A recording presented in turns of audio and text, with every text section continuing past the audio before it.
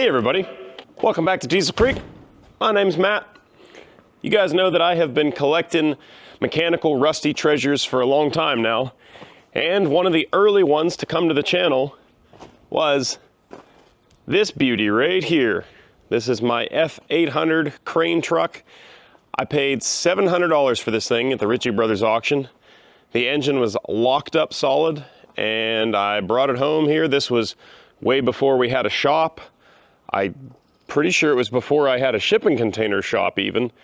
Basically, I had nowhere good to work on this thing, so I called it a shade tree rebuild. I yanked the engine out of it underneath a tree out front, and we tore this thing down to the bare block and crank, got all the pistons and stuff working, cleaned them all up, honed the crap out of it, and slapped it all back together. And by some stroke of mechanical wizardry, I was able to get it fired up and operating. And I used it some around here in the earlier days, and with the rapid acquisition of other equipment, the crane truck has not seen a lot of use as of late. That's why I decided to sell it. So in today's video, we're gonna be trying to get this thing running again. It's been a while since it's been running. The last time I did have it running, it drove itself to where it sits, but barely. So I wanna try to get it fired up, and hopefully we'll be able to drive it onto a lowboy trailer and take it to its new home. As you can see, before we can do that, we're gonna have to unload some stuff, like the Volkswagen sitting on the rear of it. Also, before we can put it on the lowboy, I need to unload the lowboy. We have this thing sitting on here from last week. I didn't video anything about this, but basically it's just a yard dog or a Ottawa truck or spotter truck. There's a whole bunch of different names for these things, but basically what this unit was designed to do is just shuffle big, semi-trailers around a yard somewhere.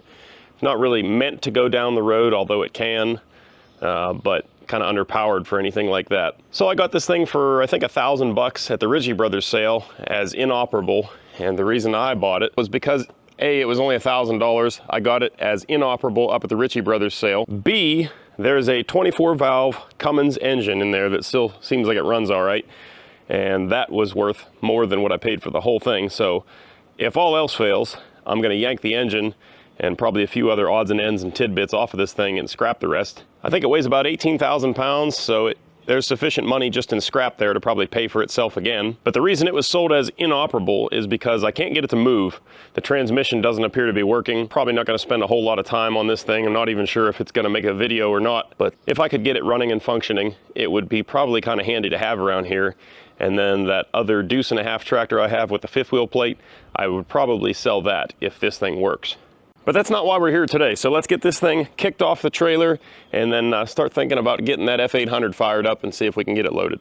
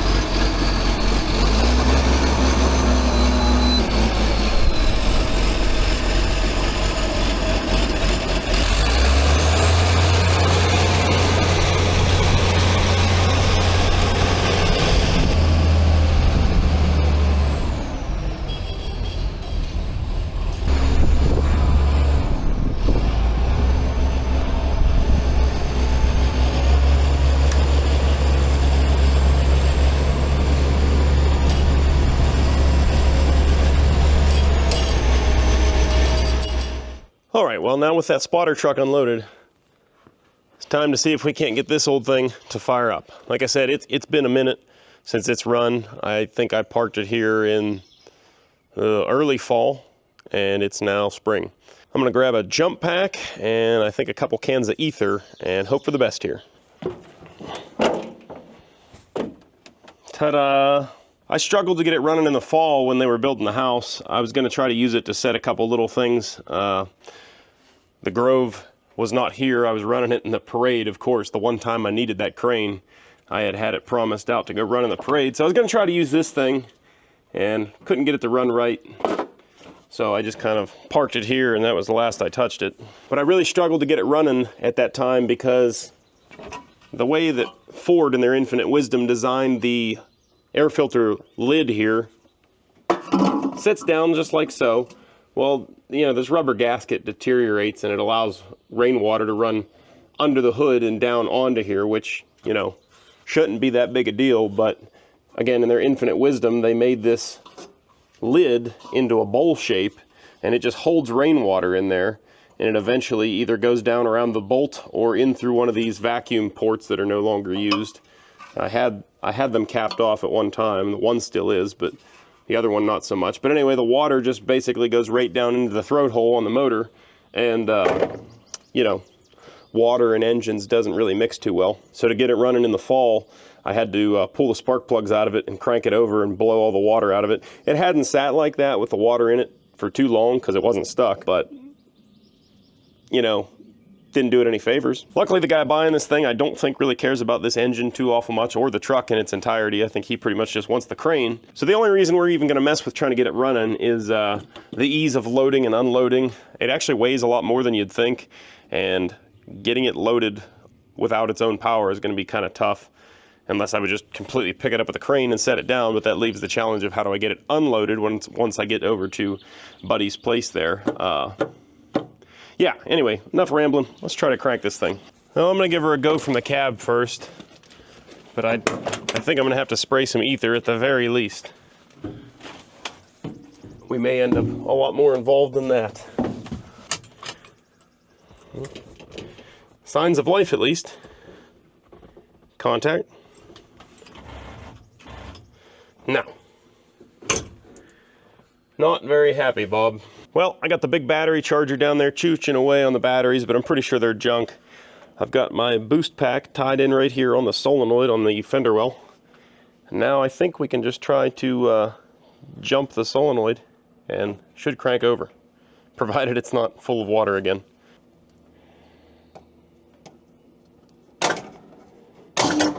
Oh yeah.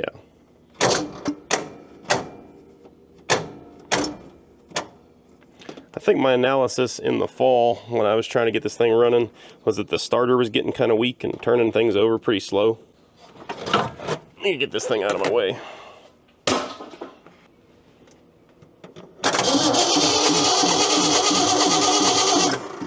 All right, not bad with the jump pack. Guess I should check the oil first. Yeah, full rate on the money. It's not full of water. That's good. I guess rather than hosing her down with ether, we'll try to give it just a little drink right from the jug here.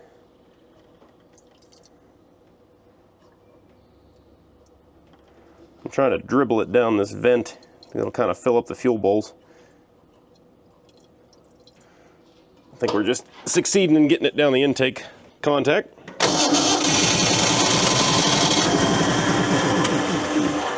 All right. Well, if you can get her fuel, she seems to run. I hear things doing stuff in the carburetor.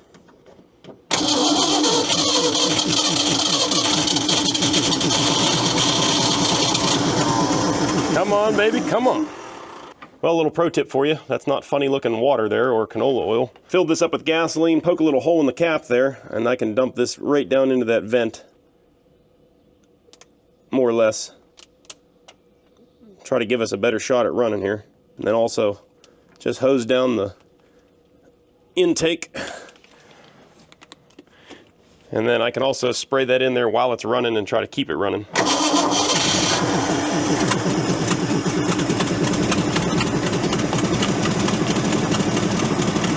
Bottle fed like a baby.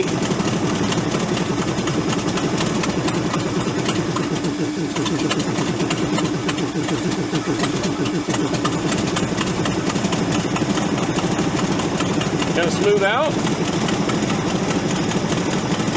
By golly, I think we might have her.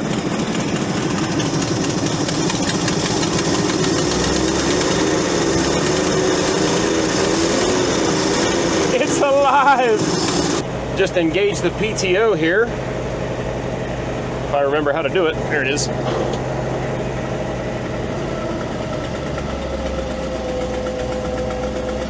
All right. Seems to like it. Let's suck these outriggers up and get this thing backed out of here.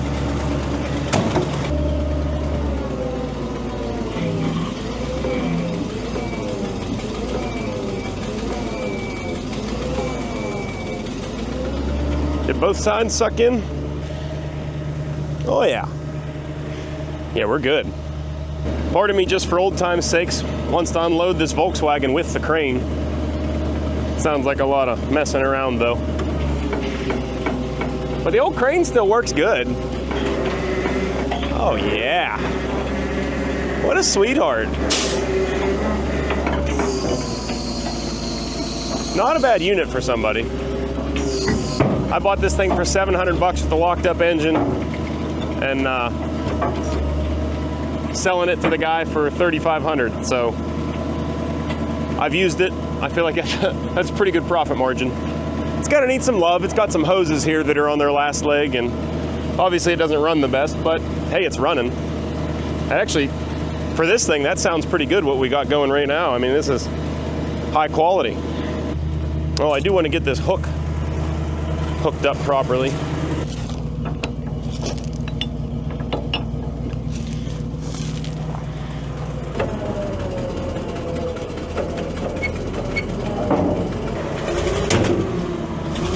Boy, it must not want to get sold. It's running better than it has in years.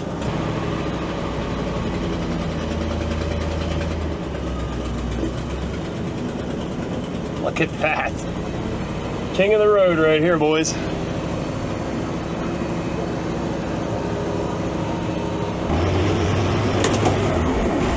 All right, let's grab something with some forks on it and get this Volkswagen out of here.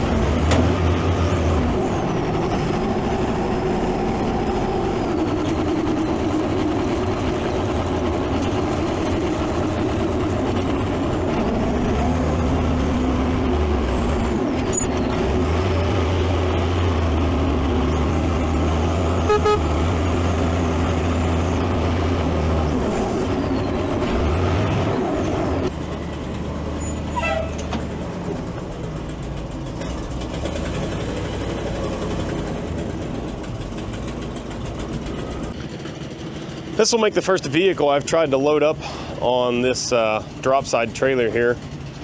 We're already kind of setting ourselves up for failure for where I unhooked at. It was fine for dragging off that spotter truck, but for driving something like this up on those ramps, it's not ideal. Might have to get some planks of wood and lay it on there to kind of mellow out that ramp. I'm concerned that the front axle is going to run into the, I don't know, front of the trailer. I don't know what you'd call that ramped up part there. I think we're just going to try it.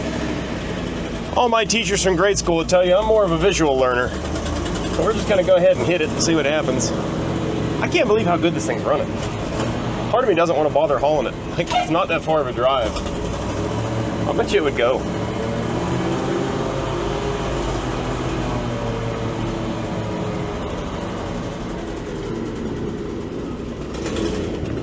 Oh yeah, like nothing.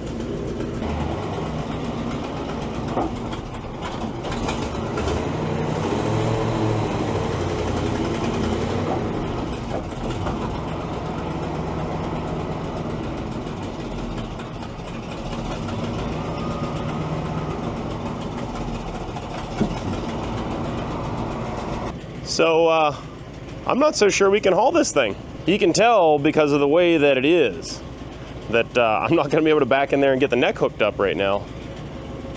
The only other thing that might work, maybe, if I back on rather than pull on, that thing might kind of overhang my ramps in the back there, the bolsters. If I run the front end up on those ramps, we're going to be way over height. so I can't do that. We might end up having to drive this thing.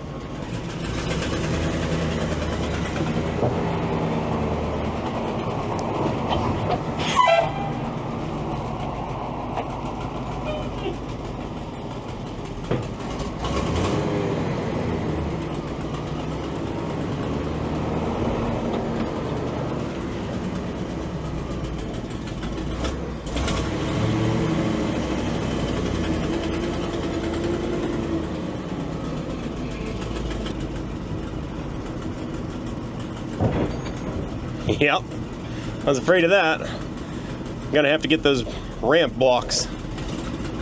The outriggers are hitting the front of the trailer if I try to back on. At this point, I'm not real confident that this is gonna happen.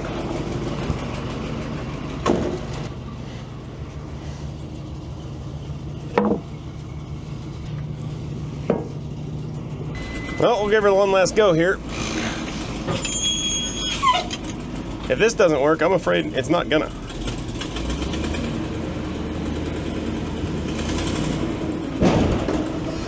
Yeah! Something happened.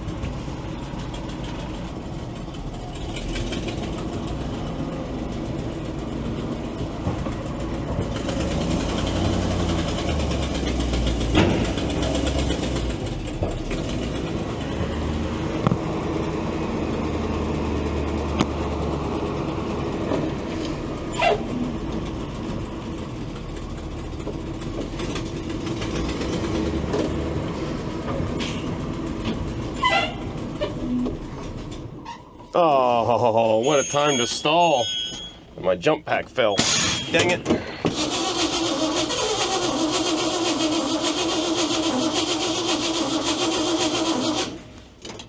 All this just to get it on there and probably figure out that it doesn't fit anyway. There's still gas in the tank, but unfortunately, I think the way we're leaning right now, it's not enough to get to the pickup.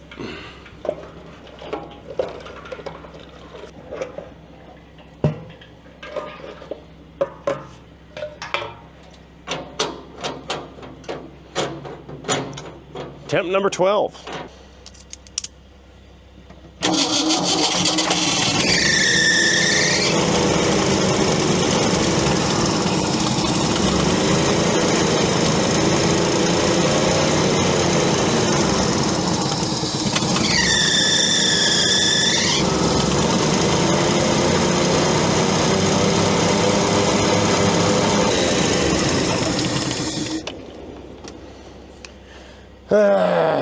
She's just not picking up fuel for whatever reason. The same problem I've had in the past with this unit. Rather than sit here and crank it to death, I'm just gonna come get Fat Alice, put my forks up against the front axle, release the brakes and shove her on the rest of the way, and probably find out that it's still not gonna fit.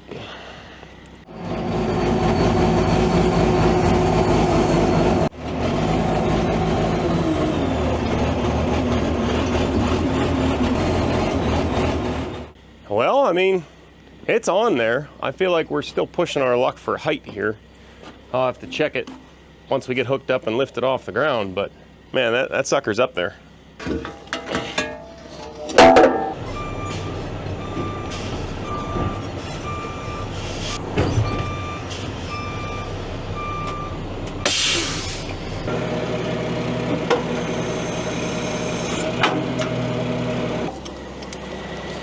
Get our lines all reconnected here as our bags inflate on the truck. They're gonna start coming up on the trailer too. That'll get us off the ground here. Should be able to pull on out of here and get it chained down out in the open.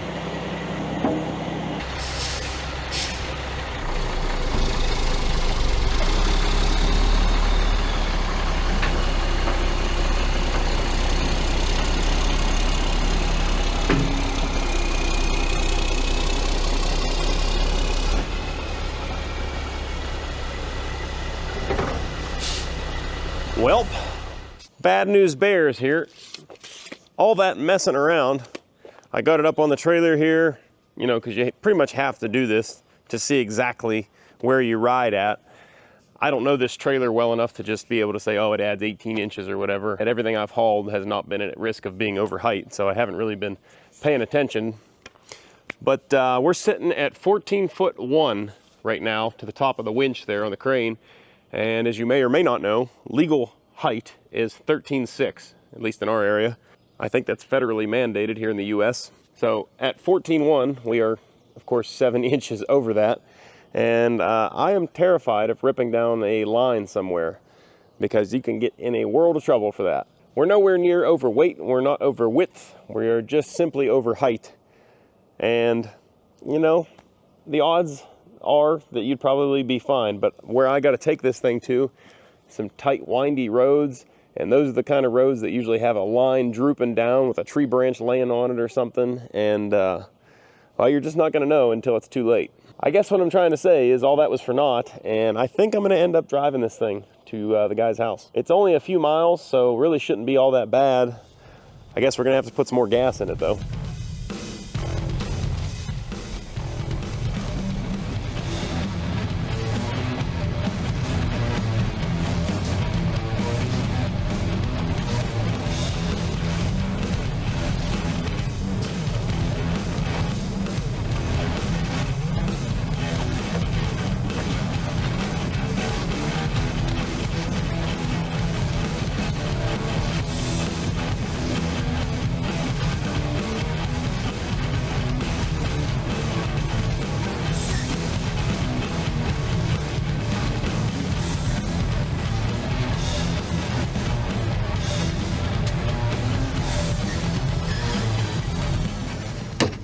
Sorry, old girl. We gotta borrow this.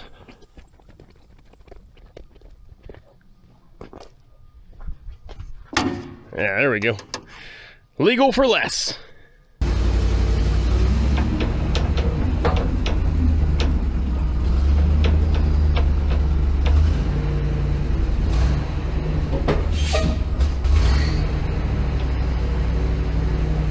Well, the proud new owner came over and he's gonna follow me over to his place. I've never actually had this thing out on the open road. Let's see how she does here. Oh, that's right, second's hard to get. Oh yeah, we're gonna be great here.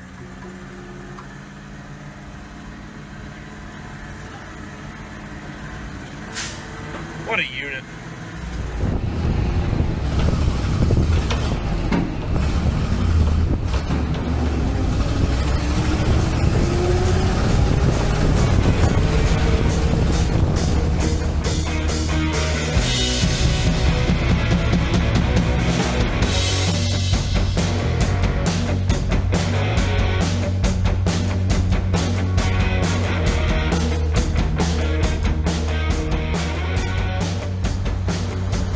Just cruising the vistas in your F800 crane truck. Boy, I'm glad we don't have far to go. I don't feel confident we would get there if it was further than it is.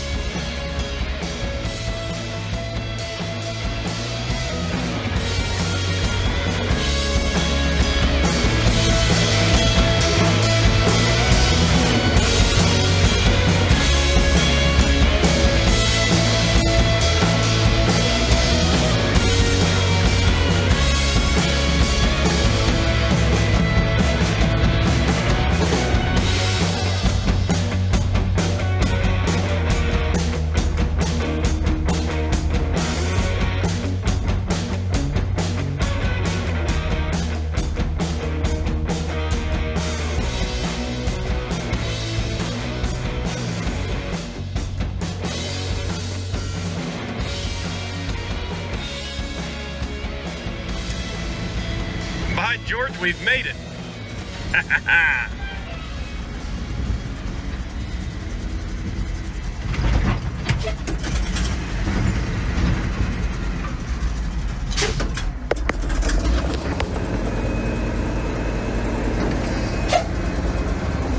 Uphill.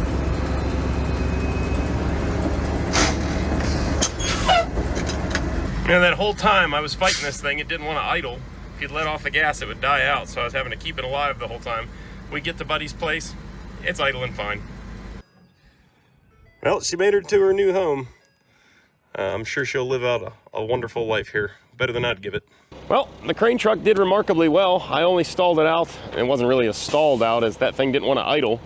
One time, it died on us there on the side of the road, and for some reason, probably a fuel issue in the carburetor, it doesn't want to start without giving it just a little whiff of ether or a little bit of dribble of gas down the carburetor.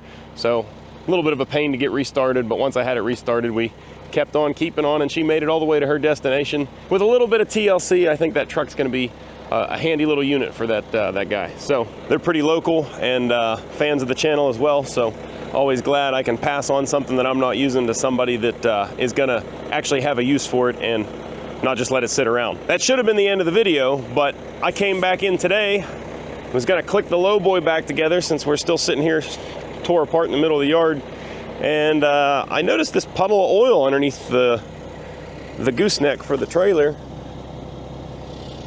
and I figured out where it's coming from. This had kind of been wet up here before. This whole little area I could see was leaking or sipping from somewhere. The last thing I hauled, of course, was that guy, but it was pouring down rain when we loaded that, so I wasn't really paying any attention to any of this stuff. But the last thing I loaded in the dry weather was the D8 that's now hiding back behind the Grove crane.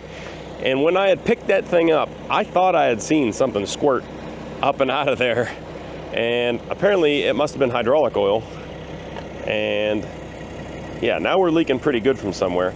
Like I said, I thought it was like a hydraulic line that was about to go, a pinhole or something, but I think I actually figured it out now. This fitting right here that goes into this little, I don't know if you'd call that a check valve or what's going on in there, some sort of a little spool. This fitting right here seems to have a hole in it. So we're going to reconnect the low boy, see if you guys can see where it's coming out of exactly, making sure we're going to disassemble the right thing, and then we're going to either replace or repair that.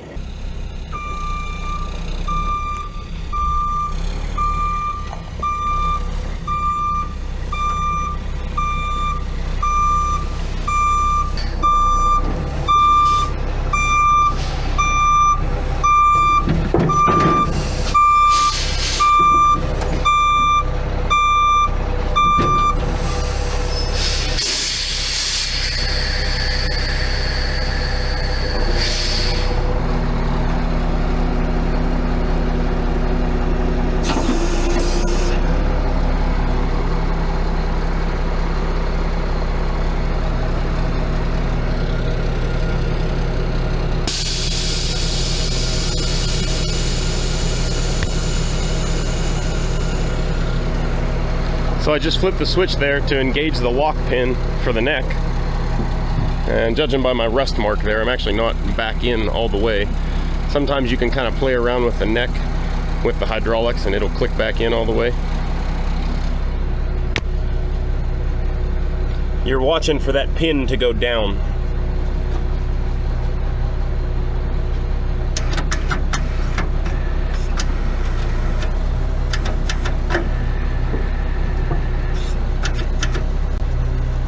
Now I gotta back into it harder. Just that little bit of playing around though, didn't even pick up any weight, just moving the neck. You can see two little teeny pin streams of oil coming out of this thing right there.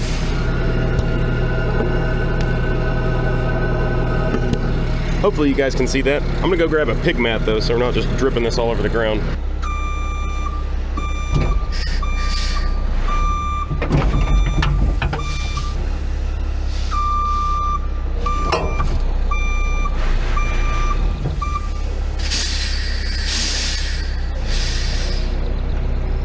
Alright, there we go, we got our latch now. Alright, now I'm gonna lift the trailer and we're probably gonna see the oil spray everywhere. The whole time I have the PTO on, there's just a little teeny stream coming out of that fitting. There you go, coming out with a vengeance now. There we go. As soon as you take the pressure off the cylinders, it seems to take the stream away. But as long as there's any kind of pressure on the cylinders, the lifting cylinders, then it's squirting. But right now it seems to be stopped. I'll get the trailer out of the middle of the yard to some place that it's not going to be in the way when I tear this thing apart. Alright, so we got our low boy neck parked over here.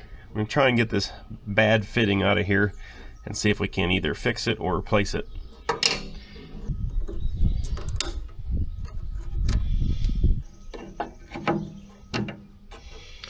Well, that fitting wasn't super tight.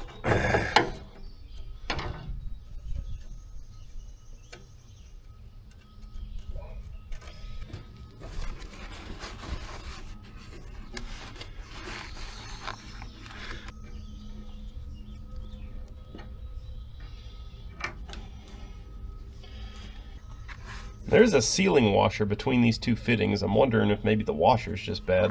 That would be best case scenario for us, I think.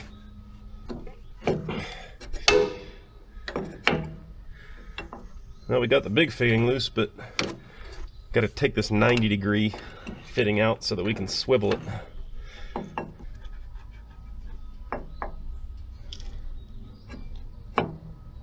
Everything's loose, but we don't have the clearance to spin this thing out of here. I think we might have to unbolt the whole little hydraulic valve block thing we got going on here so we can get it to swing.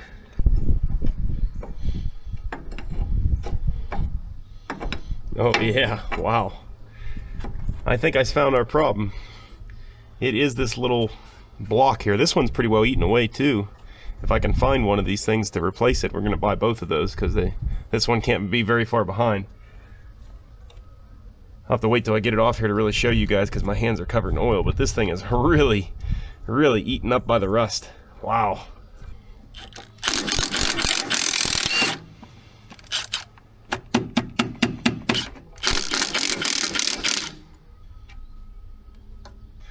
Seems like she's pretty well stuck on here.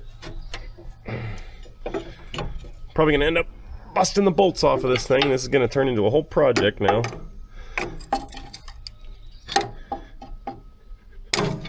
Man. Oh, I got it out enough I can swing this thing, so good. Mission accomplished.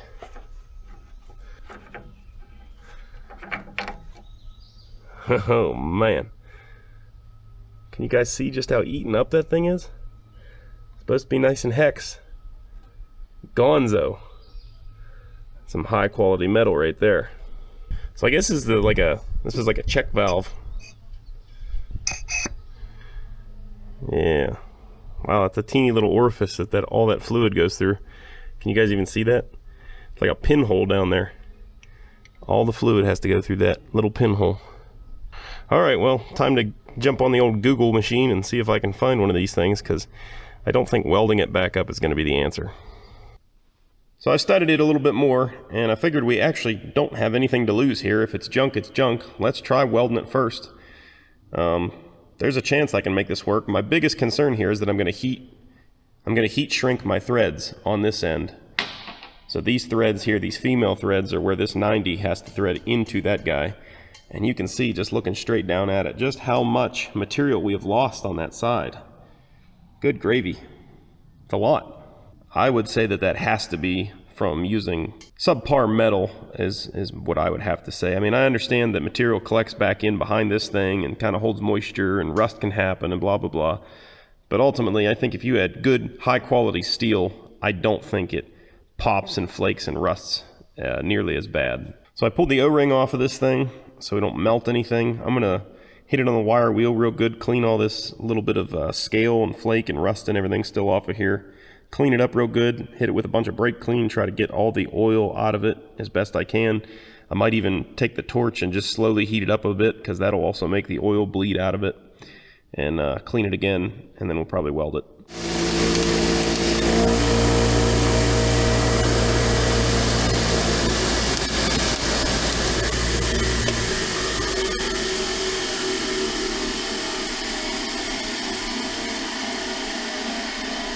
You can actually see up here exactly where it's leaking at. It's eroded away in such a way that you can actually see the individual threads that are cut on the inside here. So, you know, when the tap was originally run into this thing and spun around, you can see we're just ate into the valleys on the thread there. There's two little lines. I hope the camera picks it up for you guys. Two little lines there, which is the valley on the internal threads. So There's definitely no way I'm going to weld this without distorting those threads, but I have an idea how to minimize damage. Obviously, the first choice, if we had the option, would be to weld this up and then cut it back out with a tap. You know, just chase the threads, and that way it's all back to good and fits our fitting properly. But I don't have a tap this size. Because it's hydraulics, this thread pitch isn't something you would typically see on a diameter that big. So kind of more of a specialty tap that I don't have.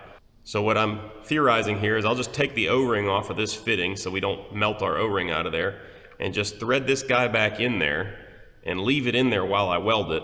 Now I'm gonna have to kind of go real easy at first with our voltage so we're not blowing through and welding the fitting into this fitting, because that would kind of screw us too.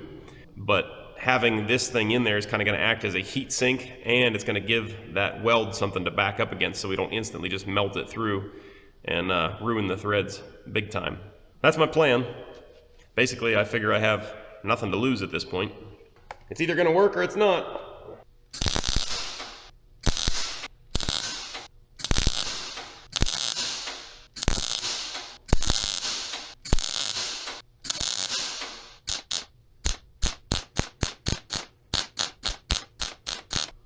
Well, amazingly, I actually feel pretty good about that. I think that went pretty well. Let's see. This is the moment of truth here. If I melted through the threads. No? Look at that. We still have movable threads and workable threads in here. All right. Nice. Well, I did the area that was leaking first.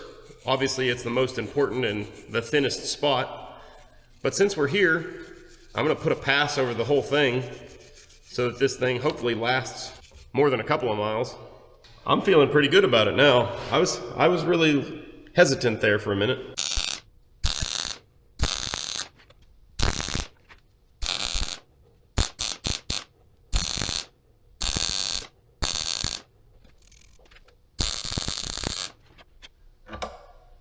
Yeah. Well, I finally put enough heat into it that the threads don't want to go anywhere. Pretty well locked up. We're gonna let it cool down and see if it comes loose then. I'm sure I can get it apart one way or another. All right, well, it's a little while later. It's completely cooled down, cold to the touch. Let's see if this thing has remained free at all. I was afraid of that. Okay, it's moving some. Oh, but it's definitely tight.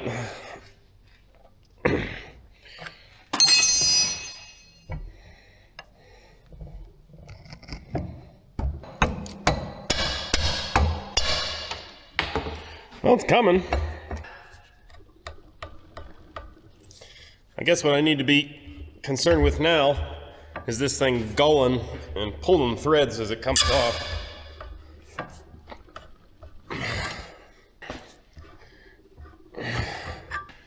I know some of you are at home right now shaking your heads going, why the heck did he do this instead of just buying a new fitting? And it's because honestly, I don't know where to get something like that. It's kind of something that's specific to each and every check valve. I mean, it's not like it's a generic, I mean, it's generic, but it's not generic. Like, it's generic to itself. A check valve, you know, we could replace it with a standard check valve, but that takes time to order and find one that'll work.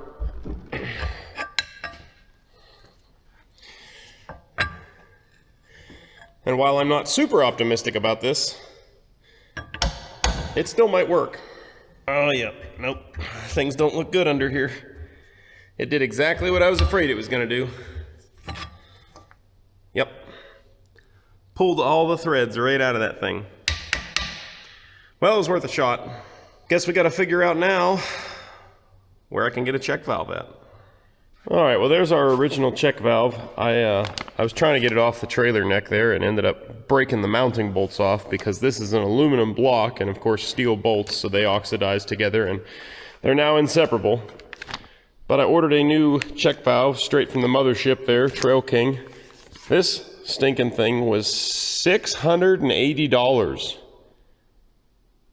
$680. That sucked. So got to pay to play. We kind of needed it, so there we go. Let's get this switched out. They had studs welded on before, as you can see. That's what it broke off there. So rather than doing that again and dragging a welder out and all that stuff, I'm just going to drill through the cross member, and we're going to just through bolt it, which seems to make a lot more sense. Made in December of this past year, though. Hasn't been sitting on a shelf super long. Picked up a new 90 as well, since we kind of ruined the other one.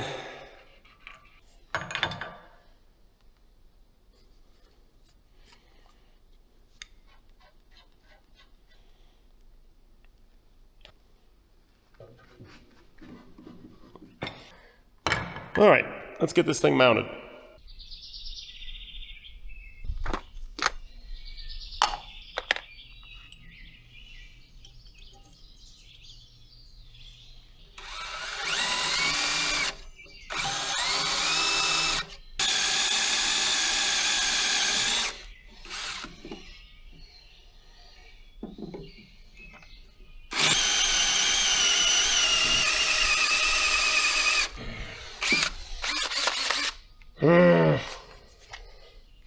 Never bring a yellow tool to do a red tool's job.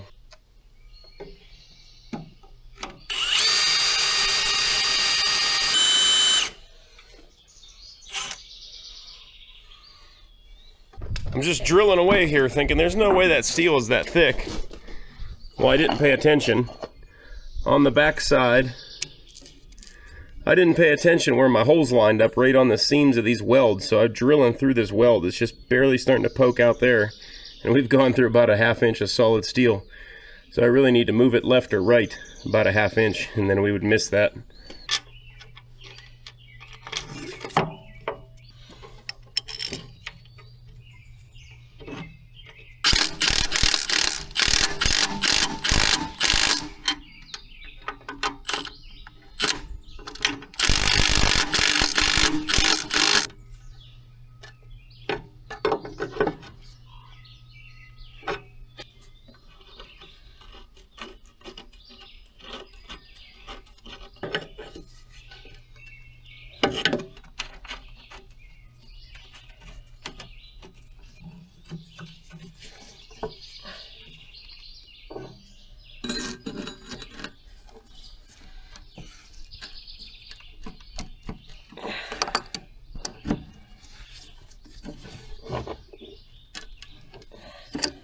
Okay, I think we are back in business. Let's fire up the Mac and let her eat.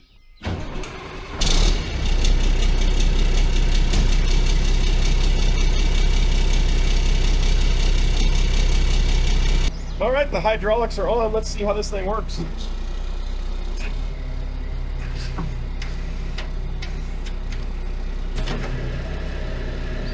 Beautiful, no leaks. It's just in time too, because we got some stuff to haul. Well, that's another job in the books. If you guys like this video, do me a big favor, hit that thumbs up button down below the video. It really helps out the channel. It doesn't cost you guys a dime. If you would like to help support the channel in a little more direct fashion, you can head on over to dieselcreek.com, pick yourself up some sweet swag over at the store. That's dieselcreek.com. Link, as always, down in the description. But until the next time, thank you guys for watching. I'll catch you later. We got scrap to haul.